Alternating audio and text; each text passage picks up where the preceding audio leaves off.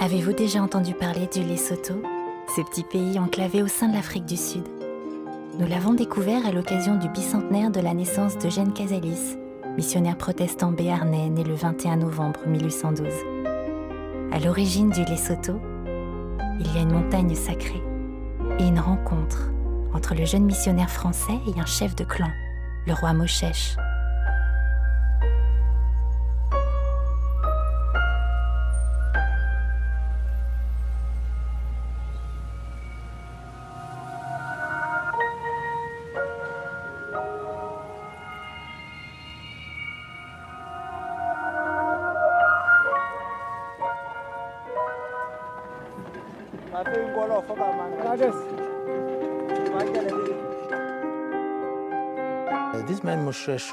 Moshoeshoe a fondé cette nation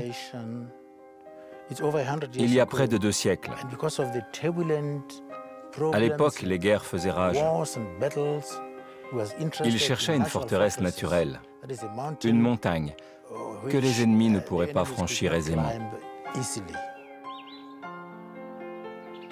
Dans toute l'histoire des relations entre justement les églises occidentales et les églises d'Afrique, c'est un des rares pays où les Blancs, si on peut parler comme ça, ne sont pas arrivés eux-mêmes, mais ont été sollicités. Casalis et Arbousset sont arrivés avec une attitude très positive et très ouverte. Quand ils ont rencontré Moshoeshoe, ils ont aussitôt ressenti un respect et une connexion mutuelle. Ces missionnaires se sont considérés comme cofondateurs de la nation avec Moshoeshoe. Il y a un rapport de force qui n'apparaît pas dans les écrits de Casalis parce que lui a voulu montrer évidemment son point de vue, qui était celui du missionnaire qui apportait malgré tout une certaine civilisation et bien d'autres choses au Lesotho. Mais je pense que le roi a su quand même aussi exploiter un petit peu, exploiter peut-être un mot qui est un peu fort, tout ce potentiel qu'apportait Casalis, mais il s'est trouvé de ce fait dans une position extrêmement inconfortable parce qu'il était obligé de composer d'un côté avec son peuple qui ne voulait pas du tout renoncer aux traditions, aux croyances, même aux superstitions, disons, à un mode de vie traditionnel, à une identité d'une certaine façon que l'enseignement des missionnaires mettait à mal. Donc il a passé sa vie, et il ne s'est jamais converti jusqu'au bout, à essayer de composer avec l'un et l'autre. Casalis et Moshoeshoe ont noué une relation unique, à mi-chemin entre le partenariat et l'amitié. Quand Moshoeshoe avait besoin de conseils pour gérer l'arrivée sur son territoire des colons blancs du Cap, c'est Casalis qui se chargeait de rédiger les lettres et qui l'a aidé à instaurer une relation diplomatique avec les Britanniques. Je pense que c'est quelqu'un qui a fait venir Casalis, non pas parce que Dieu avait voulu mettre la main comme Casalis a bien voulu le croire ou au moins le dire dans ses écrits, mais parce qu'il se rendait compte qu'il y avait des bouleversements dans le monde et qu'il allait malgré tout ne pas pouvoir résister à cette espèce d'avancée de la civilisation blanche. Donc il a voulu s'assurer d'avoir des missionnaires blancs auprès de lui pour l'aider à mieux comprendre cette civilisation. Moshoeshoe subissait les attaques de beaucoup d'ennemis. C'est cette lutte permanente qui a permis aux Basotho de se forger une identité commune.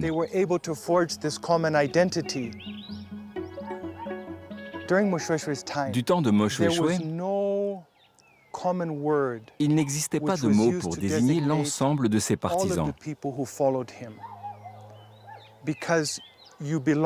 On appartenait au clan du lion, du crocodile et à tant d'autres.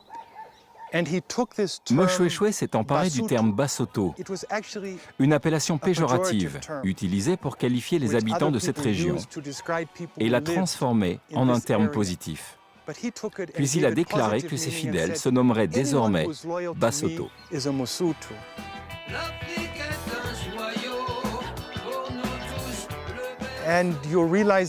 En 1910, le Lesotho était devenu une sorte d'enclave. Divers gouvernements nationalistes d'Afrique du Sud ont toujours essayé d'intégrer le Lesotho au sein de leur propre formation politique. Jusqu'à aujourd'hui, le pays a résisté. Le Lesotho a même échappé au régime ségrégationniste d'Afrique du Sud, aboli en 1993. C'est en travaillant sur les grands leaders noirs du siècle dernier que des universitaires ont redécouvert nos deux protagonistes. Ce fut l'occasion d'un colloque sur l'impact de la mission et de la colonisation en Afrique australe. Après l'apartheid, il s'agissait de reconstruire l'histoire d'un point de vue noir et non plus blanc, comme ça s'est fait précédemment. Et on essayait aussi de créer une espèce de panthéon des grands hommes noirs qui avaient été méconnus jusque-là. Et parmi ces grands hommes noirs qu'il proposait, il y avait un roi Moshesh dont je n'avais jamais entendu parler, je dois dire. Donc je me suis intéressée à ce roi Moshesh pour quand même parler en connaissance de cause. Et à ce moment-là, j'ai appris qu'il avait eu comme compagnon, ami, conseiller et missionnaire un Béarnais. Il y a une reconnaissance qui est à la fois du côté blanc comme du côté noir pour dire que Jeanne Casalis, même parmi les missionnaires, est un personnage un petit peu exceptionnel, dans le sens où il avait certainement une ouverture d'esprit, une spontanéité de sentiment, une façon de se connecter aux autres, peut-être d'avoir, avant de savoir ce que c'était, ce fameux sens de l'Ubuntu en Afrique du Sud, qui est ce sens de communiquer avec les autres. Et il avait donc une stature un petit peu au-delà de ce qu'ont été les autres missionnaires. Et de l'autre côté, le roi était aussi quand même quelqu'un de tout à fait remarquable. Je crois que tous les historiens à l'heure actuelle reconnaissent que Moshesh a été une des grandes figures parmi les leaders noirs du 19e siècle.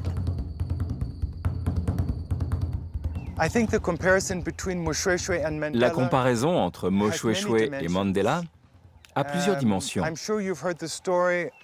Vous connaissez sans doute l'histoire qui relate comment Moshoeshoe a retourné une situation de profonde amertume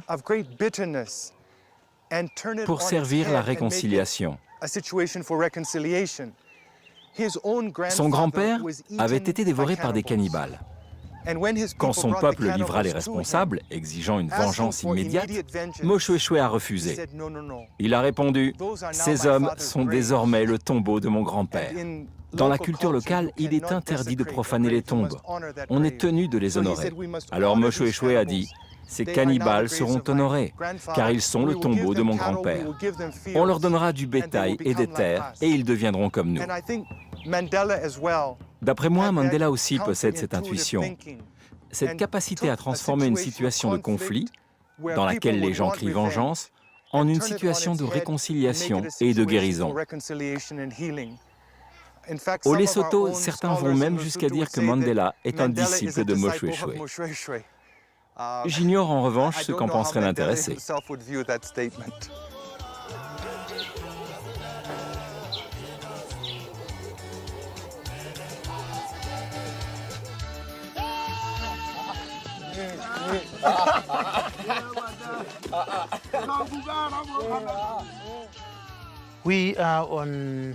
Nous sommes sur le plateau de Taba Bosiu, la montagne de Moshoeshoe, le grand défenseur de la nation Basotho. On raconte qu'ils sont arrivés de nuit. C'est pourquoi la montagne s'appelle Taba Bosiu. Bosiu signifiant nuit. C'était en hiver 1824.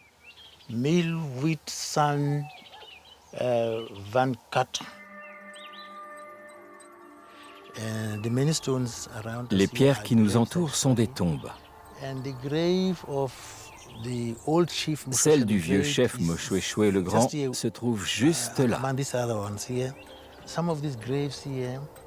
Les autres sont celles des chefs de tribu qui suivaient Moshoeshoe. Après leur mort, ils étaient inhumés ici, même s'ils habitaient ou mouraient à des kilomètres, car ce lieu est un cimetière royal sacré.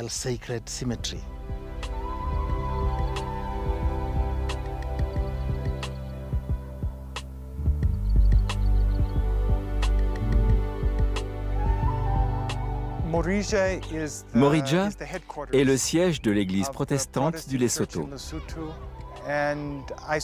Et comme la plupart des anciennes stations missionnaires, la ville possède une imprimerie, une librairie, un hôpital, 2 écoles qui servaient d'ailleurs à former les enseignants, hommes et femmes.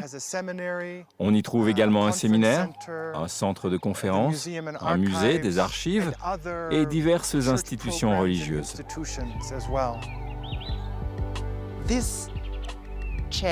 Cette église a été fondée par les 3 missionnaires issus de la Société des missions évangéliques de Paris. Alors nous sommes partis avec toute la famille, mon mari et moi, pour une mission d'enseignement. On a été envoyés au séminaire de théologie de Morija, qui fonctionnait suffisamment bien pour que ce soit intéressant d'essayer d'œuvrer, de travailler à son développement et à la formation des personnes sur place, et en même temps encore en demande d'aide et de possibilités de formateurs venant d'autres pays. L'arrivée des missionnaires au Lesotho a été une grande bénédiction. Ils nous ont appris à lire et à écrire pour que nous soyons capables de louer le Seigneur. C'était une bonne chose, car cela nous a permis d'abandonner nos coutumes quelque peu sauvages. De plus, ils nous ont aidés à aller à l'école, où nous avons pu communiquer avec le reste du monde, alors qu'avant c'était impossible.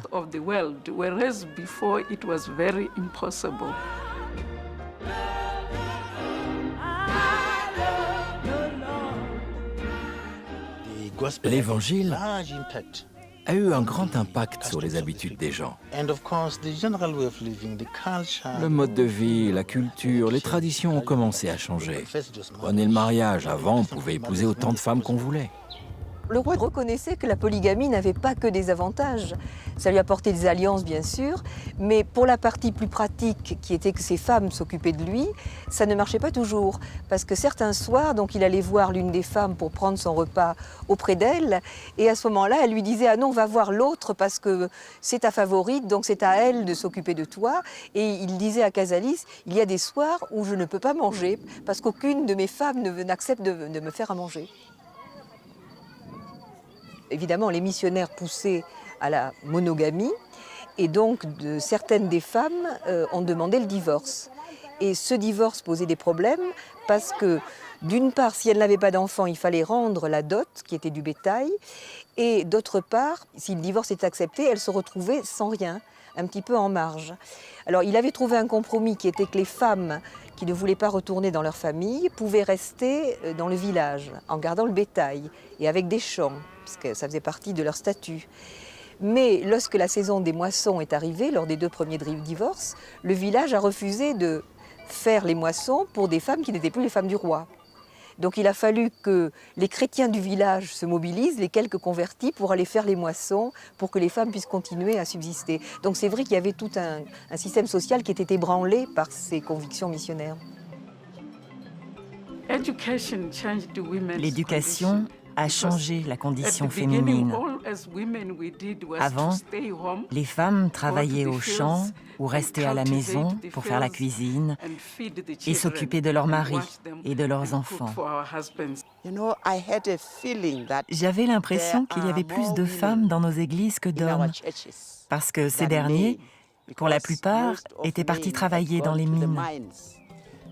Pour moi, il était primordial que ces femmes soient encadrées par une femme. Aujourd'hui, les choses ont changé. Nous, les femmes, nous pouvons sortir et travailler comme les hommes. J'ai demandé au pasteur de ma paroisse si, en tant que femme, je pouvais suivre des études de théologie. Je suis la 2e femme ordonnée pasteur dans cette église.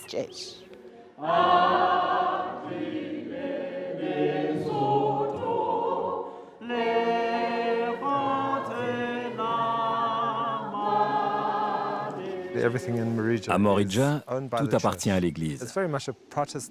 C'est une église protestante, ce qui implique qu'il n'y ait aucune décoration, aucune fioriture et, dans une plus grande mesure, une certaine distance avec le monde artistique. Je ne dis pas que l'Église, dans son ensemble, est une mauvaise chose. Je pense que cette ville existe grâce à elle. Pour autant, il est indispensable, à mon sens, d'apporter un nouveau souffle à Morija. Nous nous trouvons devant Maeder House, la plus ancienne bâtisse du Lesotho. François Maeder l'a construite quand il est arrivé avec les missionnaires. Ensuite, il a bâti l'église derrière moi. Aujourd'hui, Maeder House sert de galerie. Nous y exposons des artistes locaux. L'important avec l'art, c'est qu'il est dénué de jugement. L'art est une langue universelle.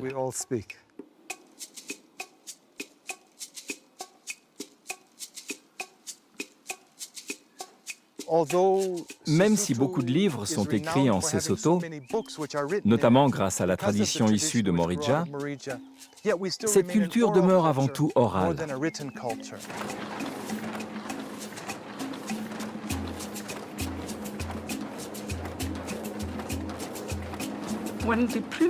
Quand l'imprimerie a été implantée, c'était principalement pour imprimer des supports religieux, comme les recueils de louanges avec lesquels les gens apprenaient à écrire.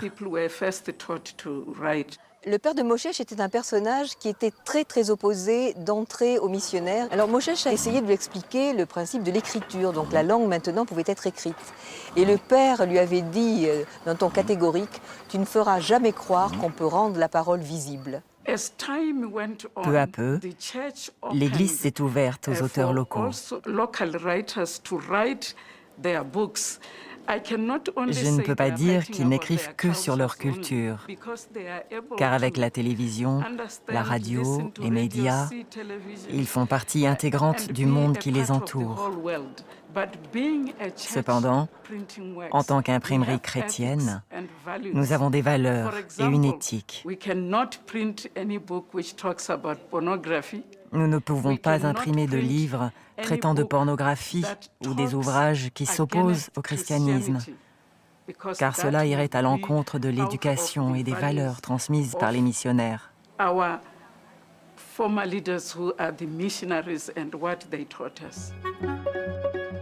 La transcription de la langue Sotho par Eugène Casalis a permis en 1863 la création du tout premier journal d'Afrique du Sud. Oui, l'essai lignanal à Lesotho existe toujours.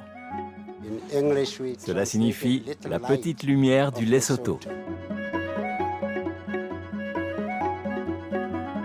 C'est un journal protestant qui, depuis lors, suit les évolutions socio-économiques du pays. À partir de 1920, le Lesotho est devenu une réserve de main-d'œuvre pour l'Afrique du Sud. Le travail des migrants a constitué l'une des forces vives de l'économie. Vers le milieu des années 80, plus de la moitié des richesses nationales du Lesotho provenaient des mines, parce que les mineurs envoyaient leurs salaires au Lesotho. Avec la fin de l'apartheid et la mécanisation des exploitations minières, beaucoup d'ouvriers sont retournés chez eux. Aujourd'hui, la moitié de ces hommes ne travaillent plus. À leur place, nous avons vu la croissance des industries de textiles chinoises qui emploient près de 90% de femmes. Par conséquent, les hommes restent à la maison et se sentent diminués. Et les femmes travaillent à l'usine pour un salaire misérable. Le gouvernement a essayé d'instaurer des politiques pour attirer d'autres types d'investissements. Et les choses bougent peu à peu. Les mines de diamants connaissent une forte croissance. La collecte de l'eau, grâce au programme conséquent de développement du Lesotho autour de l'eau, favorise le développement de la région et apporte de la richesse, si ce n'est aux habitants, au moins au gouvernement, qui peut fournir des prestations sociales.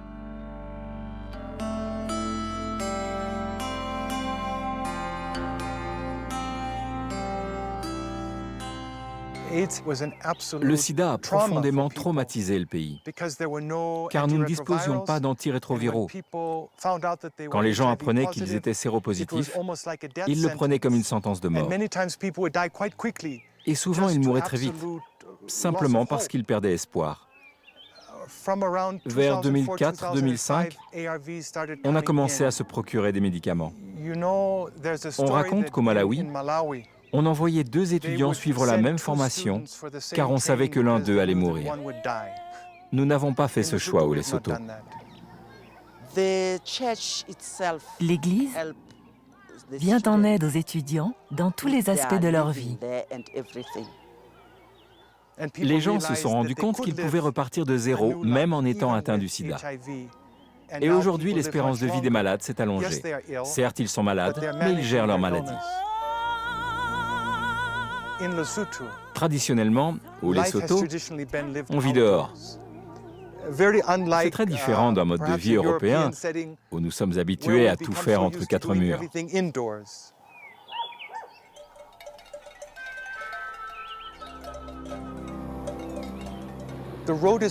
La route n'est pas réservée aux voitures, c'est un lieu d'interaction. Ici, les routes sont souvent étroites et les animaux, les voitures, les engins agricoles, les adultes, les enfants y déambulent sans cesse. Il y a toujours beaucoup d'activités sur les routes qui deviennent un vrai lieu de socialisation.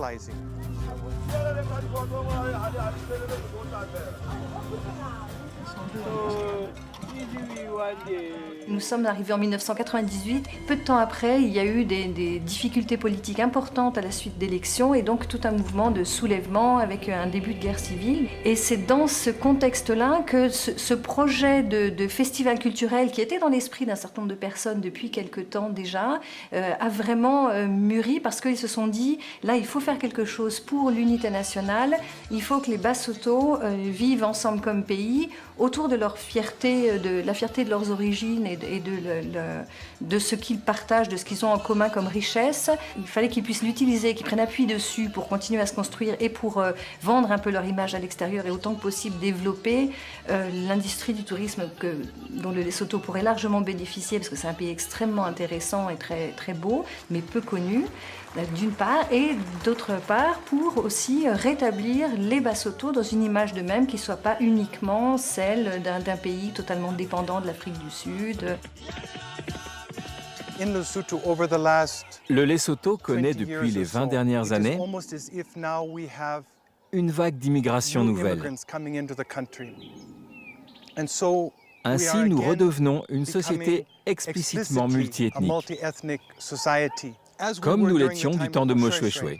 Je pense que les Basotho, ou les Africains en général, sont très accommodants, très sociables. Ils ont le sens de l'accueil et savent comment habituer les étrangers aux coutumes et à la culture du pays. Il est facile de s'y sentir chez soi, d'avoir l'impression d'appartenir à cette communauté. Je suis né et j'ai grandi aux États-Unis, mais j'habite ici depuis 33 ans et je me sens complètement Mosotho. Le Lesotho avance et l'Église elle aussi évolue et grandit. Je pense que cette Église peut être indépendante. Il y a tant de signes qui le montrent.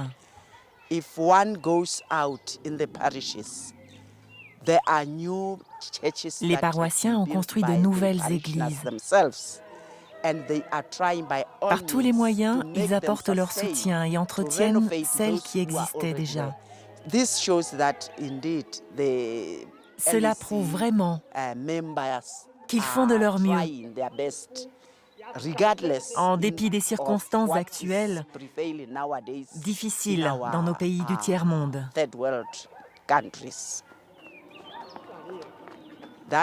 Voilà pourquoi je prêche, pour que nous restions proches de l'Église,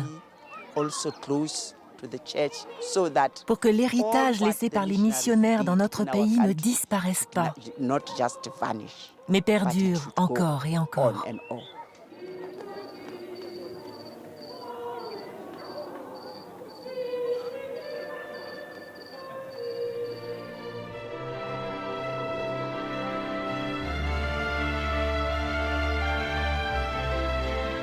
L'empreinte d'un grand guerrier, d'une tribu cannibale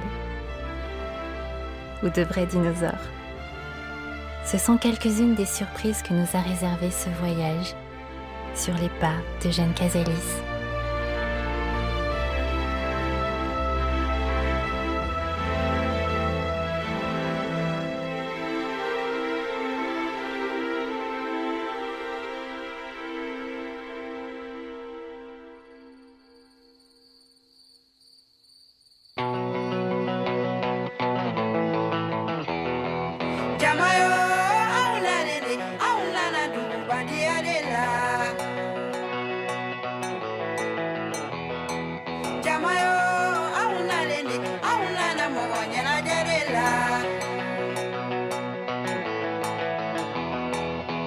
Hasiri ajuma indi, obena ni mogo mago sade